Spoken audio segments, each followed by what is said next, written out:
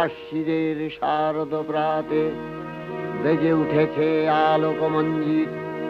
ধরণীর বহিরাকাশে অন্তরিত মেঘমালা, প্রকৃতির অন্তরাকাশে জাগরিত জ্যোতির্ময়ী জগন্মাতার আগমন বার্তা।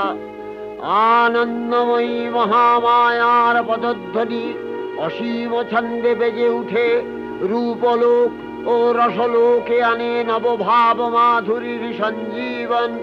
তাই আনন্দিতা শ্যামলী মাতৃকার চিন্ময়ীকে মৃন্ময়ীতে আবাহন।